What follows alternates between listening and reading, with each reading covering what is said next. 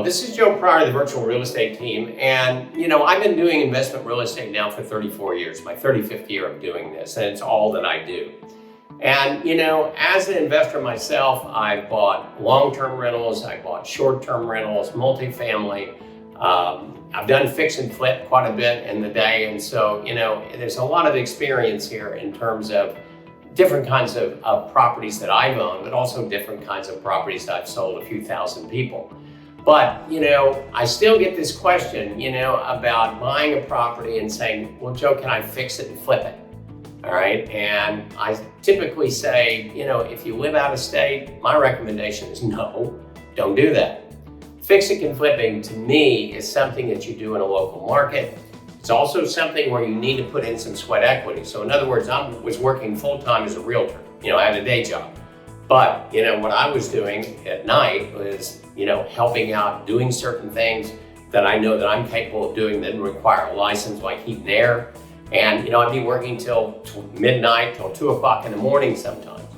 And I had an experienced crew that I, of course, have built up in real estate. So, if you're going to do a fix and flip, it's not a get rich quick scheme. It is a situation where, you got to have great banknotes, you've got to have a banker that loves you. You get these people saying, oh, I'll give you this money at 12% interest.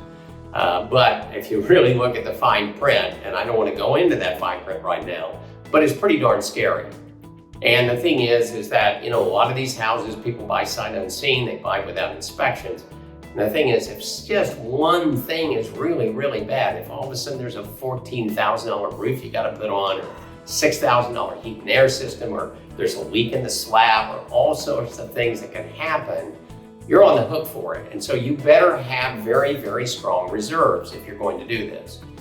So people say, well, will you do it for me? Will you find a house for me and look at 50 different houses, and then your crews can fix it up and, pay you a little extra money? And the answer is no. The liability factor alone, in terms of our errors and omissions insurance, doesn't cover that. So we don't get into that whatsoever. So fixing and flipping needs also a market that's volatile. In other words, it needs a market that's not a steady eddy, that's, kind of going, you just can predict it. And that's Oklahoma City and Tulsa. It doesn't go up a lot, compared to other markets, but it doesn't go down a lot.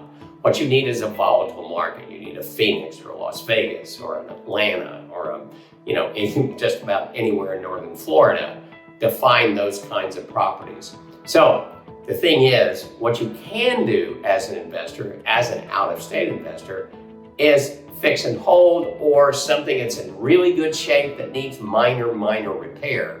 This can be something that can be really good for you on a long-term basis, because you're not having to spend $20,000, $30,000, $40,000 to get it into shape.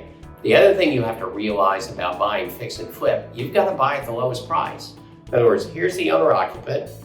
That's what they pay. Here's what an investor will pay for a long-term hold. This is what you pay on a fix and flip, because you're trying to make your money up front, all right? And it's got to be sold quickly. So anything that goes wrong is very, very bad for you. So these factors to me are a strong limitation. But if you're in a local market, you got people can do the work for you, fine, look at it. But otherwise, fix and hold or buying new and hold is your best bet for long-term wealth and low risk.